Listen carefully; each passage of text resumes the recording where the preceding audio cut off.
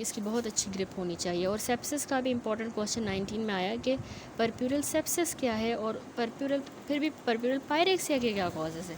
ठीक है, तो इसको अभी हम डिटेल में कवर करेंगे। तो सबसे पहले है परप्यूरल पायरेक्सिया। परप्यूरल पायरेक्सिया की डेफिनेशन यही है, significant puerperal pyrexia is a temperature of 38 degree centigrade और higher on any 2 of the first 10 days past postpartum. On any 2 of the first 10 days of postpartum, जो पहले 10 दिन होते हैं postpartum में, उनके पहले किसी 2 दिनों में अगर 38 या उससे ज़्यादा टेम्परेचर हो रहा है तो एक्सक्लूडिंग द फर्स्ट 24 आवर, याद रखें पहले 24 घंटे उसमें नहीं आएंगे, उसको एक्सक्लूड करके उसके बाद जो 10 दिन हैं उनमें से किसी भी 2 दिन में अगर आता है बुखार 38 से या उससे ज़्यादा, उसको हम कहते हैं परप्यूरल पायरेक्सिया। ठीक है, अब फर्स्ट 24 आवर्स कह रहा है कि क्योंकि माइल्ड एलिवेटेड टेम्परेचर कॉमन होता है, जैसे डिलीवरी हुई तो पहले 24 घंटों में थोड़ा बढ़ता है, लेकिन पायरेक्सिया जो है ना वो एसोसिएट होता है हमेशा टेकीकार्डिया के साथ। अगर मदर का हार्ट रेट अगर साथ में बढ़ा हुआ है पायरेक्सिया के साथ, तो उसमें फिर हमें इन्वेस्टिगेशन ज़रूर करवानी होगी। ठीक है, 80% वुमेन जिनको पहले 24 घंटों में पायरेक्सिया होता है, फीवर होता है पहले 24 आवर्स में डिलीवरी के बाद, तो उसमें हमें कभी भी कोई इन्फेक्शन नहीं मिलता। 80% लोगों में ऐसा होता है, तो इसीलिए हम पहले उन 24 आवर्स को रूल आउट करते हैं, फिर डेफिनेशन है इसकी। अच्छा, reverse is true for the women delivering by C section where wound infection could be consider. ये नॉर्मल डिलीवरी में है, लेकिन अगर जिसका सी सेक्शन हुआ है तो उसमें तो ऑब्वियसली पहले 24 आवर्स में फ़ीवर होगा ना, क्योंकि वुंड इन्फेक्शन भी हो सकता है, तो उसके लिए नहीं है ये। ठीक है, उसके लिए रिवर्स है। कॉमन साइट्स क्या होती हैं इन्फेक्शन की परप्यूरल पायरेक्सिया की? उसमें चेस्ट में इन्फेक्शन हो सकता है, ठीक है, थ्रोट में, breast, urinary track, pelvic organs में, सिजेरियन या पेरिनियल वूंड एंड लेग्स। ठीक है, तो ये जो है डिफरेंट इसमें साइट्स हैं। अब देख लें, अगर हम 15.3 टेबल देखें तो उसमें डायग्नोसिस और मैनेजमेंट पूरी है परप्यूरल पायरेक्सिया की, जिससे रिलेटेड हमारे पास एग्जाम में भी क्वेश्चंस आते हैं। तो यहाँ पे देखें, ये टेबल है डायग्नोसिस और मैनेजमेंट का ऑफ द परप्यूरल पायरेक्सिया, कि इसको डायग्नोस कैसे करना होता है, मैनेज कैसे करना होता है। ठीक है, तो यहाँ पे इसने साइट ऑफ इन्फेक्शन, कॉम्प्लिकेशंस बताई हैं और डिटेल्स बताई हैं स्पेसिफिक सिम्टम्स की, सस्पेक्टेड डायग्नोसिस, इन्वेस्टिगेशन जो हमने करवानी होंगी और अप्रोप्रिएट मैनेजमेंट। ठीक है, सबसे पहले देखें तो पल्मोनरी कॉम्प्लिकेशन, मैंने आपको बताया ना परप्यूरल पायरेक्सिया में चेस्ट भी इन्वॉल्व हो सकती है किसी की, उसकी वजह से हो सकता है।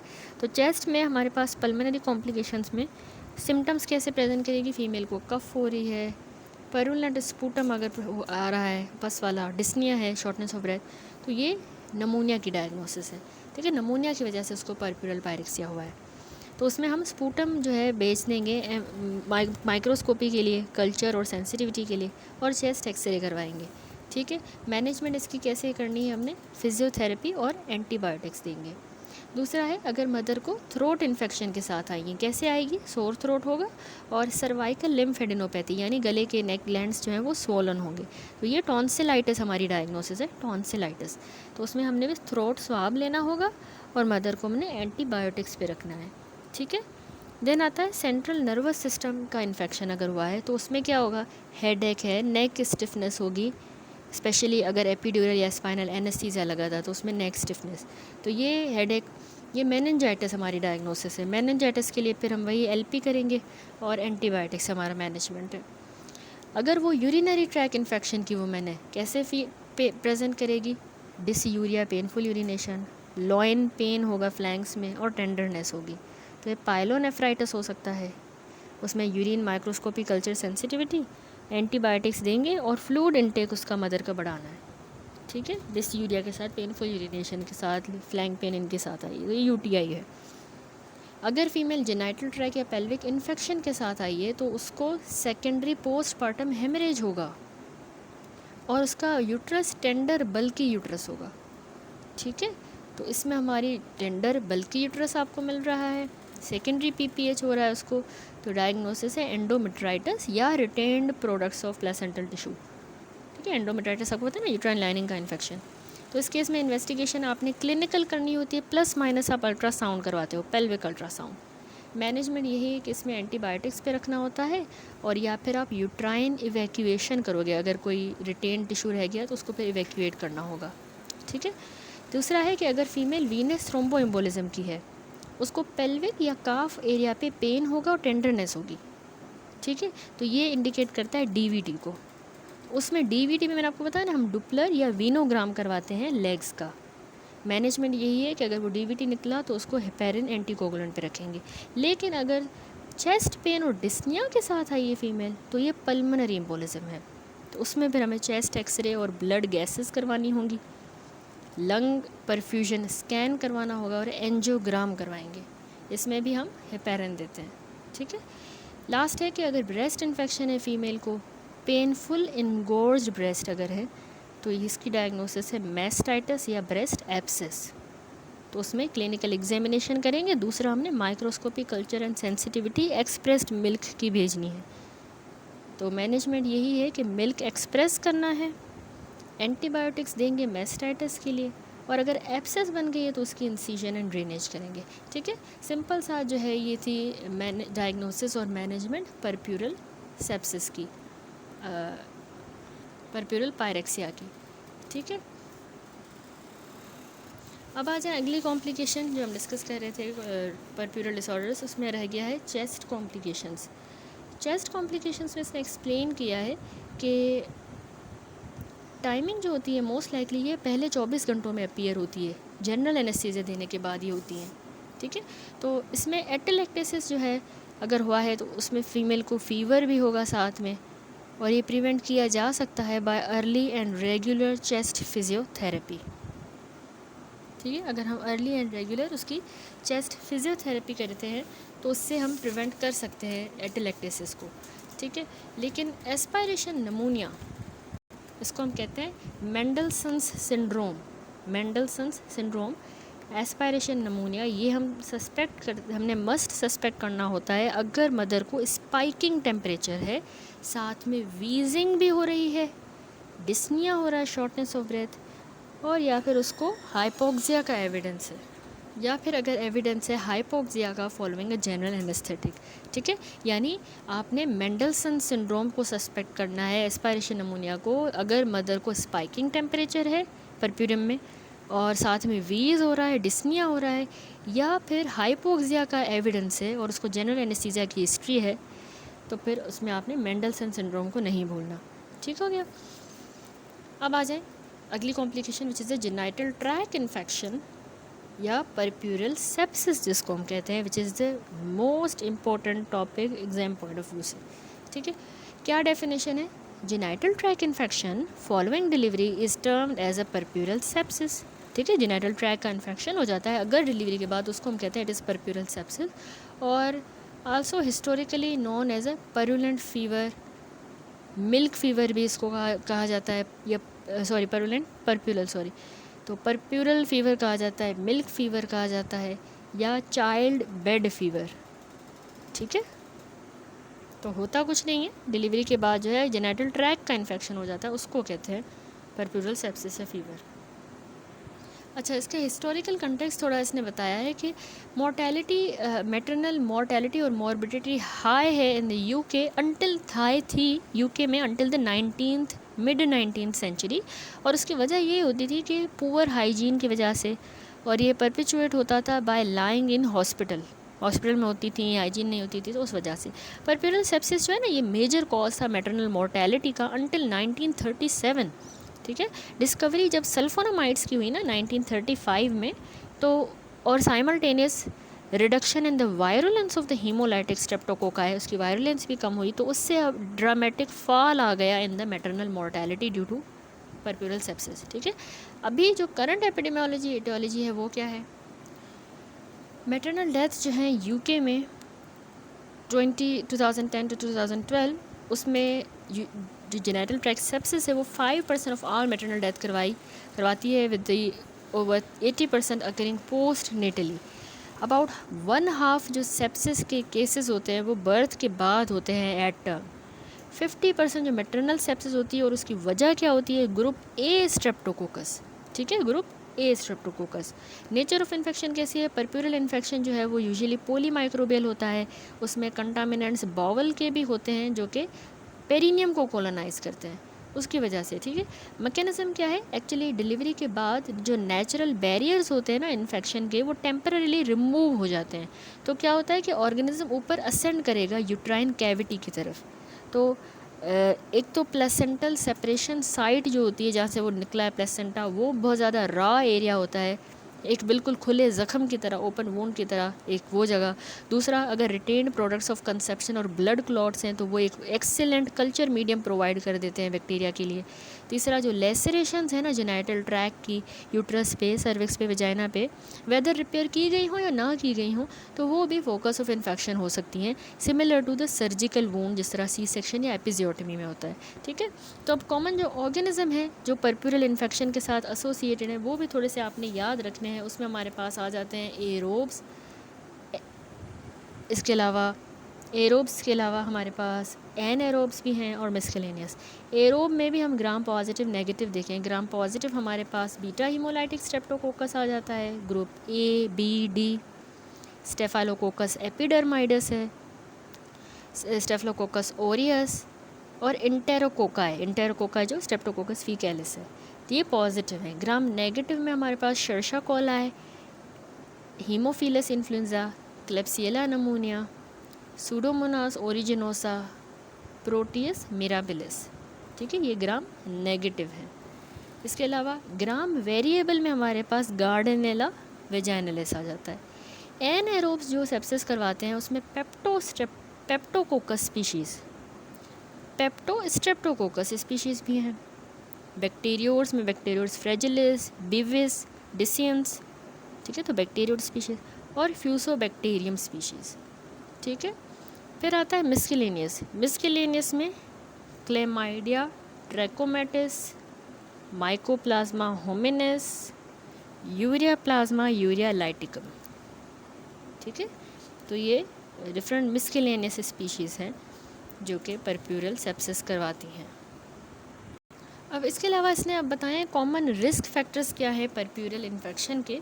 तो उसमें इसने एक्सप्लेन किया है अंडरलाइंग कंडीशन अगर है कोई, जैसे मदर ओबीस है, डायबिटीज़ है उसको, या HIV का इन्फेक्शन है तो उसको रिस्क है परप्यूरल इन्फेक्शन का। एंटीनेटल में अगर उसको कोरियो इम्यूनाइटिस हुआ था, प्रोलॉन्ग रप्चर ऑफ मेम्ब्रेन हुआ था, या सर्वाइकल सर्कुलेज किया था सर्वाइकल इनकॉम्पिटेंस के लिए, तो ये भी रिस्क फैक्टर है परप्यूरल इन्फेक्शन का। ड्यूरिंग डिलीवरी इंट्रापार्टम में कौन से रिस्क फैक्टर है, अगर लेबर प्रोलॉन्ग हो गया था, या मल्टीपल विजाइनल एग्जामिनेशंस की गई, इंस्ट्रूमेंटल डिलीवरी की थी, caesarean section, manual removal of placenta किया, या रिटेन प्रोडक्ट्स ऑफ कंसेप्शन है, तो ये इंट्रापार्टम रिस्क फैक्टर्स हैं फॉर द परप्यूरल इन्फेक्शन। ये सारे कॉमन रिस्क फैक्टर्स हैं। कैसे प्रिवेंट किया जाए कि ये परप्यूरल जो है सेप्सिस इन्फेक्शन ना हो, उसकी प्रिवेंशन आपको पता होनी चाहिए। सबसे पहला आता है जनरल हाइजीन। याद रखें कि increase awareness of general hygiene, good surgical approach, aseptic techniques को यूज़ करना, तो इन सब से सिवियर सेप्सिस में डिक्लाइन आ जाता है। हैंड हाइजीन बहुत ज़रूरी है। पुअर अटेंशन हैंड वॉशिंग की तरफ एक प्रॉब्लम रह रहा है। Despite the work of Ignaz Semmelweis 150 years ago, उसने इतना अच्छा काम किया था इग्नास सेमलवेस ने, उसके बावजूद भी हैंड वॉशिंग जो है एक प्रॉब्लम रह रहा है। अल्कोहल हैंड रब्स रेकमेंड किए जाते हैं रेगुलर यूज़ के लिए by the clinician between the every patient contact के वे, वो सैनिटाइज़ कर लें अपने हाथ को, फिर हर पेशेंट को देखें। सिजेरियन सेक्शन की बात करें तो रिस्क सेप्सिस का उसमें ज़्यादा हायर होता है, specially when performed after the onset of labour, यानी एमरजेंसी सिजेरियन सेक्शन में ज़्यादा है। But this can be prevented by routine prophylactic antibiotic. Single intra operative dose antibiotic का जैसे कोएमोक्सिक्लेव या cephalosporin with metronidazole is given before the skin incision. C section में skin incision देने से पहले हमने ये एक सिंगल इंट्रा ऑपरेटिव डोज देना होता है, कोएमोक्सिक्लेव का या सेफेलोस्पोरिन विथ मेट्रोनिडाजोल, ठीक है। इसके अलावा रेजिस्टेंट जो बैक्टीरिया होते हैं ना, कुछ यूनिट्स रूटीनली स्क्रीन करते हैं elective admission for resistant bacteria, MRSA methicillin resistant staphylococcus aureus के लिए, so that the carriers can be barrier nursed to prevent the spread, ठीक है। अब आ जाए क्लिनिकल प्रेजेंटेशन किस तरह होती है इसकी परप्यूरल सेप्सिस की, और उसका स्प्रेड कैसा होता है। तो सबसे पहले इसने सिम्टम्स बताए हैं परप्यूरल पेल्विक इन्फेक्शन के, क्लिनिकल प्रेजेंटेशन में इसने बताया है कि क्लेमाइडिया ट्रैकोमैटिस में वैसे जो परप्यूरल पैरामिट्राइटिस है ना, यानी infection of the tissue next to the uterus, उसको कहते हैं पैरामिट्राइटिस, वो क्लेमाइडिया ट्रैकोमैटिस से हो सकता है इन 1/3 of the women with pre existing, जिसको पहले से इन्फेक्शन हो, लेकिन उसकी प्रेजेंटेशन डिलेड होती है। ठीक है। अच्छा, इसमें क्लिनिकल प्रेजेंटेशन में इसने बताया है इसका इन्वेस्टिगेशंस के बारे में कि आपने जो है इन्वेस्टिगेशन जो है परप्यूरल जेनिटल इन्फेक्शन की, उस टेबल में 15.3 में, जो यहाँ पे प्रोवाइडेड नहीं है, ये है वो टेबल। इसमें सारी परप्यूरल जेनिटल इन्फेक्शंस की इन्वेस्टिगेशंस हैं। तो फुल ब्लड काउंट आपने करना होता है। उसमें आपको क्या मिलेगा परप्यूरल इन्फेक्शन में? उसमें आपको अनीमिया मिलेगा, ल्यूकोसाइटोसिस होगा, ठीक है, इन्फेक्शन को इंडिकेट कर रहा है ना। थ्रोम्बोसाइटोपिनिया हो सकता है, प्लेटलेट्स कम। दूसरा, आप यूरिया और इलेक्ट्रोलाइट करवाओगे तो उसमें फ्लूइड और इलेक्ट्रोलाइट का इम्बैलेंस मिल सकता है। कल्चर ब्लड का करना है, स्पूटम का या ब्रेस्ट मिल्क का, या स्वाब्स लेंगे फ्रॉम द हाई वेजाइना या वोंड और थ्रोट का, तो इस कल्चर भेजेंगे तो उसमें बैक्टीरियल या वायरल कल्चर मिलेगा। चेस्ट एक्सरे करवाएंगे तो उसमें भी इन्फेक्शन का एविडेंस मिल सकता है। पेल्विक अल्ट्रासाउंड करवाएंगे तो वहाँ पे रिटेन प्रोडक्ट्स ऑफ कंसेप्शन मिल सकते हैं या पेल्विक एब्सेस। क्लॉटिंग की स्क्रीनिंग करवानी है तो उसमें हमें हेमरेज या शॉक मिल सकता है, डाइसेमिनेटेड इंट्रावास्कुलर कोगुलेशन। ठीक है। ब्लड लैक्टेट लेवल करवाएंगे तो उसमें lactic acid more than 2 millimole पर लीटर जो है मिल सकता है। और ये इसके अलावा आपने ये भी याद रखना है कि बर्थ के बाद वैसे भी लैक्टिक एसिड बढ़ा हुआ होता है, तो हम सीरियल सैंपल्स हमारे लिए ज़्यादा यूज़फुल है कि हम सीरियल सैंपल्स लें। ठीक है। तो lactic acid more than 2 millimole पर लीटर। और ब्लड गैस करवाएंगे, आर्टीरियल करवाएंगे अगर रेस्पिरेटरी इफेक्ट्स हैं तो उसमें हमें एसिडोसिस एंड हाइपोक्सिया मिल सकता है, शॉक को इंडिकेट कर रहा है। हाइपोग्लाइसीमिया मिल सकता है और लैक्टिक एसिडोसिस मिल सकता है। ठीक हो गया। तो इसके अलावा ये हो गई इन्वेस्टिगेशन। तो हम क्लिनिकल प्रेजेंटेशन देख रहे थे, तो उसमें आपको कुछ फैक्टर्स भी याद रखने हैं जो कि इसकी सिवियरिटी को डिटरमाइन करते हैं। तो जो क्लिनिकल कोर्स और सिवियरिटी है ना इन्फेक्शन की, वो कुछ फैक्टर्स से डिटरमाइन होती है। पहला कि वुमेन की जनरल हेल्थ कैसी है, रेजिस्टेंस और ऑफेंडिंग ऑर्गेनिज्म की वायरुलेंस कितनी है, हेमाटोमा तो नहीं बना, या फिर रिटेन्ड प्रोडक्ट्स ऑफ कंसेप्शन, ठीक है, जो कि एक कल्चर मीडियम की तरह एक्ट करते हैं। इसके अलावा टाइमिंग एंटीबायोटिक थेरेपी की और एसोसिएटेड रिस्क फैक्टर्स जो हमने पहले डिस्कस किए। ठीक है। तो यहाँ पर कुछ इसने ना मेथड ऑफ स्प्रेड बताएं, लेकिन मेथड ऑफ स्प्रेड यानी पैथोफिजियोलॉजी इसकी समझने से पहले आपको मैं थोड़े से सिम्टम्स और साइंस परप्यूरल पेल्विक इन्फेक्शन के समझाऊँ। ये टेबल आपने अच्छी तरह से याद कर लेना है कि सिम्टम परप्यूरल पेल्विक इन्फेक्शन के होते हैं। ये सब्जेक्टिव फीलिंग्स होती हैं जो वुमेन रिपोर्ट करती है, कहेगी मुझे मलेज है, हेडेक, फीवर हो रहा है, राइगर्स है with chills and shaking chills. ठीक है, शेकिंग चिल्स है, राइगर के साथ फीवर है। एब्डोमेन में डिस्कम्फर्ट रहेगा, वॉमिटिंग और डायरिया हो सकता है। ठीक है। ऑफेंसिव लोकिया यानी फाउल स्मेलिंग वेजाइनल डिस्चार्ज होगा। और इसके अलावा वो कहेगी कि सेकेंडरी पीपीएच, फ्रेश ब्लीडिंग हो रही है थ्रू वेजाइना, पोस्टमार्टम हेमरेज। ठीक है। तो ये डिफरेंट सिम्टम्स हैं। साइंस की बात करें, ये ऑब्जेक्टिव फाइंडिंग होती है जो हमें एग्जामिनेशन पे मिलेंगे। हमें पायरेक्सिया मिलेगा टैकीकार्डिया के साथ, यूट्रस हमें बॉगी मिलेगा, टेंडर मिल सकता है, लार्ज मिल सकता है देन एक्सपेक्टेड, तो इसका मतलब उसकी इन्वोल्यूशन पुअर हुई है, बॉगी, टेंडर एंड लार्ज। इसके अलावा इन्फेक्टेड वूंड्स की बात करें तो हमें सिजेरियन या पेरिनियल वूंड्स मिल सकते हैं। पेरिटोनिज्म के signs of the inflammation of peritoneal lining, paralytic ileus मिल सकता है। ठीक है, paralysis of the bowel muscles. Indurated adnexa यानी जो टिश्यूज़ है ना यूट्रस के साथ वाले, उनकी हार्डनिंग हो जाएगी, उसको हम कहते हैं पैरामेट्राइटिस। ठीक है, तो इंड्यूरेटेड एडेनेक्सा, पैरामेट्राइटिस। और हमें पेल्विस की बॉगीनेस मिल सकती है, तो वो पेल्विक एब्सेस को इंडिकेट करेगा। ठीक है, पायरेक्सिया, टैकीकार्डिया, यूट्रस हमें बॉगी, टेंडर, लार्ज मिलेगा, infected wound, peritonism, paralytic ileus, indurated adnexa and bogginess in the pelvis. तो ये डिफरेंट साइंस एंड सिम्टम हैं जिस तरह से फीमेल प्रेजेंट करेगी। अब आपको थोड़ी सी पैथोफिजियोलॉजी पता हो कि परप्यूरल इन्फेक्शन जो है ना 3 कॉमन रूट्स से स्प्रेड होता है। पहला होता है असेंडिंग इन्फेक्शन विया ट्यूब्स। इन्फेक्शन होता है, स्टार्ट कहाँ पे होता है, लोअर जेनिटल ट्रैक्ट में या फिर प्राइमरी प्लेसेंटल साइड पे ये स्टार्ट होता है। ठीक है, फिर वो ऊपर जाएगा, असेंड करेगा विया द फेलोपियन ट्यूब ओवरीज़ की तरफ। ठीक है, वहाँ नीचे जेनिटल ट्रैक्ट में इन्फेक्शन हुआ, लेकिन प्राइमरी प्लेसेंटल साइड पे या फिर वो ओवरीज़ की तरफ असेंड करेगा, फेलोपियन ट्यूब्स, वहाँ से ओवरीज़ और सेल्पिन जो ऊफोराइटिस करवाएगा, यानी ओवरीज़ और ट्यूब्स की इन्फ्लामेशन, और पेल्विक एब्सेसिस करवाएगा। या पेल्विक पेरिटोनाइटिस करवाएगा, ठीक है, जनरलाइज पेरिटोनाइटिस या पेल्विक एब्सेस बना देगा। दूसरा रूट होता है असेंडिंग के अलावा, ट्यूब्स के अलावा दूसरा है डायरेक्ट स्प्रेड। डायरेक्ट इन्फेक्शन जो है ना डायरेक्टली स्प्रेड करेगा मायोमेट्रियम की तरफ और पैरामेट्रियम की तरफ, साथ वाले स्ट्रक्चर्स, और मायोमेट्रियम हमारा यूट्राइन मसल है। तो उससे होगा क्या, एंडोमेट्राइटिस होगी, पैरामेट्राइटिस, जिसको हम पेल्विक सेल्यूलाइटिस भी कहते हैं, यानी यूट्रस के साथ वाले स्ट्रक्चर्स की इन्फ्लामेशन, ठीक है, तो उसको पैरामेट्राइटिस कहते हैं। एंडोमेट्राइटिस यानी infection of the uterine lining, तो कलेक्टिवली हम इसको पेल्विक सेल्यूलाइटिस कहते हैं, यानी पैरामेट्राइटिस को हम पेल्विक सेल्यूलाइटिस कहते हैं। पेल्विक पेरिटोनाइटिस और एब्सेस भी हो सकती हैं इसी रूट के थ्रू, तो ये एक डायरेक्ट स्प्रेड हो गया। तीसरा होता है डिस्टेंट स्प्रेड, ब्लड के थ्रू या लिम्फ के थ्रू, यानी वो इन्फेक्शन जो है ना वो स्प्रेड करेगा डिस्टेंट साइड्स में लिम्फेटिक और ब्लड वेसल्स के ज़रिए। यूट्रस का इन्फेक्शन कैरी हुआ यूट्राइन वेसल्स के ज़रिए इन्फीरियर वीना कैवा तक। इन्फीरियर वीना कैवा तक कैसे गया, इलियक वेन्स की वजह से गया, ठीक है, यूट्राइन वेसल्स के ज़रिए iliac vein to inferior vena cava, या फिर वो डायरेक्टली ओवेरियन वेसल्स के ज़रिए भी इन्फेक्शन जा सकता है। तो उसके नतीजे में फ़ीमेल में क्या होगा, सेप्टिक थ्रोम्बोइम्बोलाइटिस, सेप्टिक थ्रोम्बोफ्लेबाइटिस, यानी infected blood clots in the when. उसको पल्मनरी इन्फेक्शंस हो सकते हैं, उसको जनरलाइज्ड सेप्टिसीमिया हो सकता है, और उसको एंडोटॉक्सिक शॉक हो सकता है, ठीक है। तो ये जो है इसमें डिस्टेंट स्प्रेड के ज़रिए कॉम्प्लिकेशंस होती हैं। अच्छा, इसमें अब रेयर कॉम्प्लिकेशंस जो है वो आपको पता होनी चाहिए कि tubal involvement in contrast to the pelvic inflammatory disease unrelated to pregnancy, tubal involvement in puerperal sepsis is typically in the form of perisalpingitis, यानी फीमेल्स को अराउंड द फेलोपियन ट्यूब जो है इन्फ्लामेशन होती है उसको हम कहते हैं पेरीसेल्पिंजाइटिस, ठीक है। इसके अलावा इनफर्टिलिटी यानी पेरीसेल्पिंजाइटिस रेयरली ट्यूबल ऑक्लूजन करवा देगी और कॉन्सिक्वेंट इनफर्टिलिटी हो सकती है।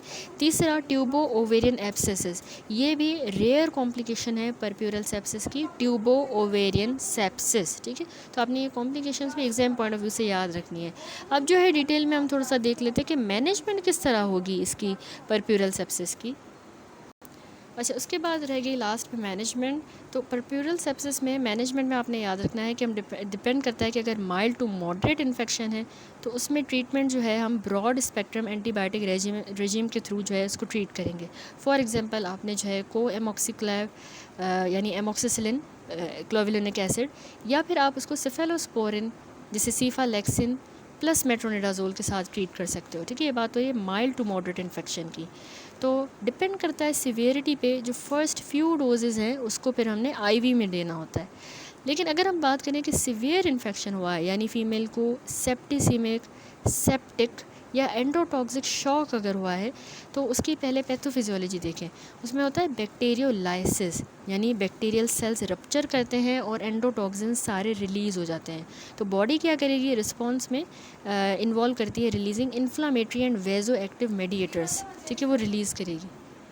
This release is local vasodilation, ठीक है। अब बॉडी ने इन्फ्लामेटरी और वेजो एक्टिव मेडिएटर्स रिलीज़ किए तो क्या होगा, वाइडनिंग होगी ब्लड वेसल्स की, लोकल वेजोडाइलेशन होगी, तो उससे सर्कुलेटरी एम्बैरेसमेंट होगी and dangerously poor tissue perfusion. अब ये पूरा जो एंटायर प्रोसेस है इसको हम कहते हैं सेप्टिसिमिक, सेप्टिक या एंडोटॉक्सिक शॉक, ठीक है। ये जो बॉडी ने इन्फ्लामेटरी और वेजो एक्टिव मेडिएटर रिलीज़ किए उससे लोकल वेजोडाइलेशन हुई, circulatory embarrassment, poor tissue perfusion, the entire process is known as septicaemic, septic और एंडोटॉक्सिक शॉक, ठीक है। जो फीचर्स हैं शॉक के वो इसने टेबल में 15.4 में डिस्कस किए हैं, वो मैं आपको एक्सप्लेन कर लेती हूँ। लेकिन एक और बात आप ये भी याद रखें कि अगर एप्रोप्रिएट मैनेजमेंट में डिले हो जाता है तो ये कंडीशन फैटल हो सकती है, ठीक है। तो उसमें हमारा एक्शन प्लान क्या होना चाहिए, हमने immediately high dose broad spectrum antibiotic के एडमिनिस्टर करने इमीडिएटली, यानी इसमें डिले नहीं होना चाहिए, एक अर्जेंसी है। रिससिटेशन हम करेंगे इंट्रावीनस फ्लूइड्स के साथ। Care is provided in the HDU high dependency unit में एडमिट करके। Close line with microbiologist and internal medicine specialist is vital, ठीक है। थर्ड, हमने पहले माइल्ड देखा, फिर हमने सिवियर देखा, अब थर्ड एक कंडीशन नेक्रोटाइजिंग फेशाइटिस है, इसको भी थोड़ा देख लें। वैसे नेचर है तो ये रेयर, लेकिन फ्रीक्वेंटली फैटल इन्फेक्शन होता है जो कि स्किन को इन्वॉल्व करता है, फेशिया को, कनेक्टिव टिश्यू और मसल्स को। ठीक है, अब ये होता स्टार्ट पेरिनियल टीयर्स से है, एपिजियोटमीज़ और पेरिनियल टीयर्स, एपिजियोटमीज़ और सिजेरियन सेक्शन वूंड्स, तो उनसे ये जो है नेक्रोटाइजिंग फेशियाइटिस ओरिजिनेट करता है। ठीक है, पेरिनियल टीयर हो गया, एपिजियोटमी सिजेरियन सेक्शन का वूंड है। होता क्या है कि ये पेरिनियल इन्फेक्शन जो है ना वो रैपिडली ऊपर जाएगा, एक्सटेंड करेगा और बटक्स को इन्वॉल्व करेगा, थाइस को और लोअर एब्डोमिनल वाल को। ठीक है, माइक्रोबायोलॉजी में वैसे वैरायटी ऑफ बैक्टीरिया इन्वॉल्व होते हैं, लेकिन एनएरोब इसमें प्रीडोमिनेंटली होते हैं और क्लोस्ट्रीडियम परफेरेंजिस जो है ना टिपिकली इसमें आइडेंटिफाई होता है। ठीक है, तो क्लिनिकल साइंस इसमें in addition to the general science of infection इसमें एक्सटेंसिव किस्म की नेक्रोसिस हो जाती है, यानी टिश्यू डेथ होती है। क्रेपिटस हमें मिलता है, crackling sound, feeling caused by the gas in the tissue, और सिवियर इन्फ्लामेशन होती है। ठीक है, तो डेफिनेटिव मैनेजमेंट क्या होती है? In addition to the measure for septic shock, wide debridement करनी होती है हमने नेक्रोटिक टिश्यू की अंडर द जनरल एनेस्थीसिया, और एब्सोल्युटली इसेंशियल है ताकि हम मॉर्टेलिटी को अवॉइड करें। स्प्लिट थिकनेस स्किन ग्राफ्ट ये भी नेसेसरी हो सकते हैं एट अ लेटर डेट, ताकि जो वो वूंड है, रिजल्टिंग वूंड, उसको हम क्लोज करें, तो उसके लिए स्प्लिट थिकनेस स्किन ग्राफ्ट। ठीक है, अच्छा ये टेबल जो है मैंने आपको बताया रह गया है, जिसमें पूरा इसने शॉक के फीचर्स समझाए हैं। ये थोड़े से आपने रखने हैं याद। कहाँ गया वो टेबल? हाँ, यहाँ पे देखें, ये रिस्क स्ट्रैटिफिकेशन है सस्पेक्टेड सेप्सिस की। एक है मॉडरेट टू हाई क्राइटेरिया, दूसरा है severe sepsis. Moderate to high criteria में पेशेंट या फैमिली जो है वो रिपोर्ट करती है new onset of altered behaviour है फीमेल का, या मेंटल स्टेट उसकी एल्टर्ड है। ठीक है, एक ये हो गया। दूसरा है रेस्पिरेटरी रेट उसका 21 से 24 ब्रेथ पर मिनट है। 60 सेकंड्स में आपने काउंट किया, उसका 21 to 24 यानी टैकिपनिया है। ठीक है, इसके अलावा सिस्टोलिक ब्लड प्रेशर चेक किया तो वो 91 से 100 मिलीमीटर मर्करी है इंस्टेड ऑफ 120, तो यानी हाइपोटेंसिव हो रही है।